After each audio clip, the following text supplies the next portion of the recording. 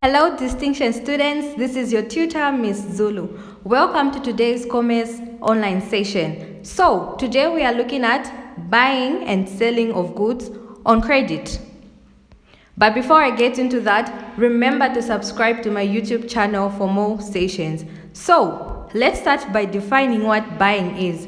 So, buying in trade is simply the act of purchasing an asset in the hope that its value will increase the profit of the trader, right? Now let's define selling. So selling is the act of offloading an asset once it has returned to the trader with sufficient profit or the loss. Either ways, the trader will still accept it, right? So now let's go in details. Buying and selling is the act of trade, in brackets, exchange of goods and services. Now let us look at the methods of buying and selling. The first one that we're going to look at is the trade credit. So this is where, when we talk about the trade credit, this is where a supplier allows a customer to purchase goods or services and pay them at a later date, right? The other one that we're going to look at is installment credit.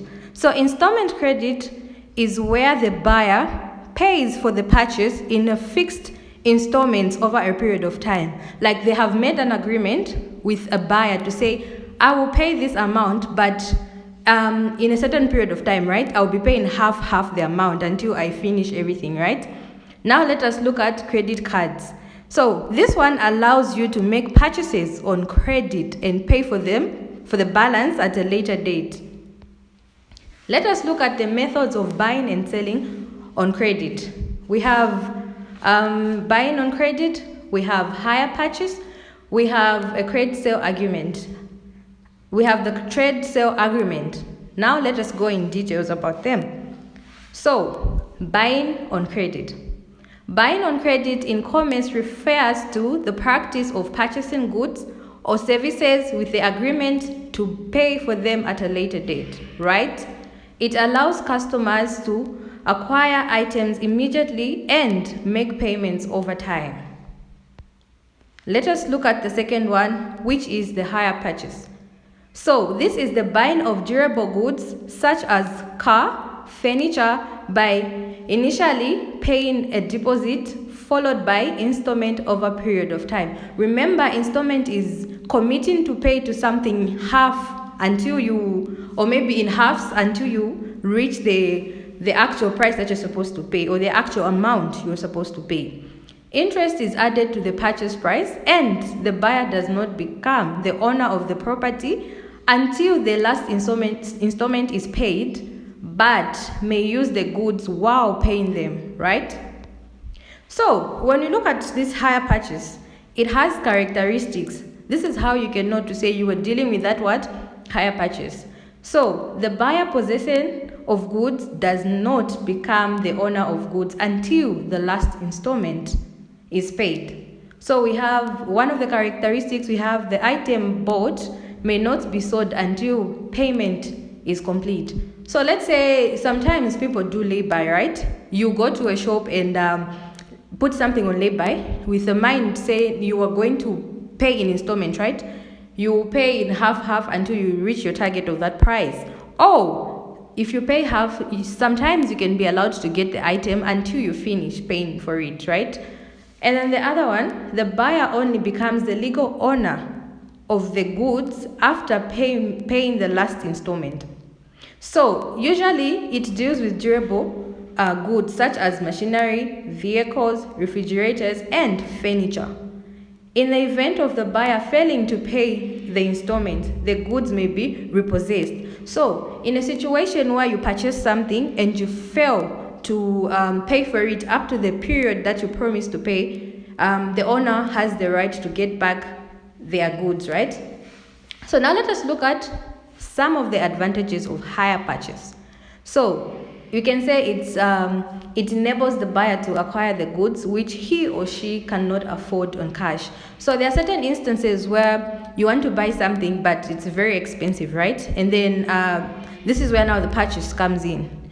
you can pay it in installments. You can pay it in half because you don't have the cash of paying it there and then, right? So you start paying for it in halves. Maybe let's say you agree with the buyer that with the person selling it that you will pay for that goods in 3 months, right? So meaning in every month you give something for that item that you want to buy. The buyer has the use of goods while less paying for it. Some goods may pay for themselves, such as tractors or vehicles. So the buyer may obtain the goods on current price to beat inflation. By spreading payments over a period of time, he or she can save money for other needs. It may improve the standards of living of the buyer. So this hire purchase also has disadvantages, right? So one of the disadvantages is goods are expensive as interest is added to the cash price. So most of the times in a situation where you put something on purchase, right, you'll be paying for it in installment. Meaning on top of that, the owner of that item has to have interest. Like you need to pay some interest for like that period of time where you'll be dealing with those goods, right? And then the buyer only becomes the owner of the item after paying last installments. So I would give an example of these shops. Let me say Pep. If you go to Pep and say you want to pay for something in installment, you want to put it on lay-by, you'll be paying for it half. You only get it once you are done with the full payment. So the buyer may be tempted to go into many hire purchase agreements. That can be a disadvantage because you find yourself in many installments because you want to buy a lot of goods at once and you've put a lot of them at high purchase. That can be a disadvantage. The buyer may buy goods he does not need. The buyer is not allowed to sell the item until the last installment is paid. Now let us look at credit sale. So credit sale agreement is the buying of non-durable goods such as clothes, fresh flowers on credit, by which the buyer becomes the legal owner of the goods immediately the first payment is made. So we have seen the difference of a purchase, hire purchase and credit sale, right? With hire purchase it is durable, with credit sale it is non-durable. So let us look at the characteristics of a credit sale agreement. So in this one, the buyer takes possession and ownership of goods immediately after the first payment is made. Like the earlier example that I gave, sometimes you can want to pay something in installment while you have already gotten that item on the first installment that you made, right? And then payments for goods are made in regular installments. The goods cannot be repossessed if the buyer defaults in payment. The buyer can only be sued for the remaining balance. Okay? So, suitable for buying non-durable goods whose value depreciates quickly as clothes, right? Clothes can depreciate, right? Now we look at the advantages of a credit sale. So it enables business sales to increase. The retailer may avoid wastage of perishable and the risk of goods going out of fashion, right? It enables the retailer to have closer personal contacts with customers for possible future deals. So this one is simply connecting you to your customers so that in case you become personal with your customers, in case of anything or any information, you'll be able to communicate with your customers, right? Now let us continue with the advantages of credit sale. So customers take possession and ownership of goods immediately after the first pay, right? The retailer cannot repossess the goods if the buyer defaults. The customer enjoys the use of goods while paying for them. So meaning in this particular credit sale or method, you are allowed to get the item immediately after your first installment or your first pay. Now let us look at the disadvantages of credit sale agreement. So they may suffer bad debts. So in a situation where you always do installments, probably you have a lot of installments with different shops or different companies, you will end up owing people money because at the end of the day you fail to pay back a lot of those installments that you've put yourself into, right? credit sale price may be higher than the cash price.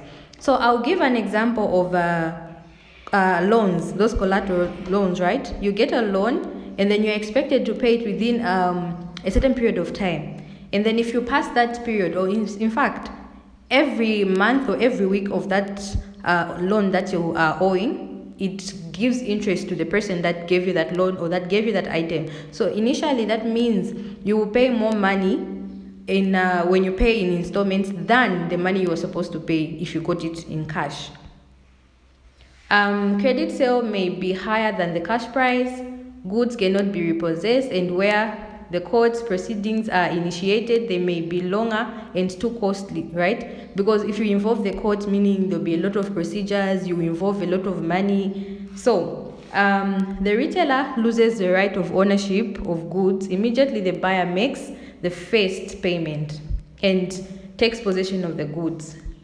The retailer may require extra capital to finance goods taken on credit, right? You as the person, you as the owner of the business, you may give people in installments and they haven't yet paid you, right? Meaning you will need a lot of capital for you to acquire maybe other goods for other people to buy, right?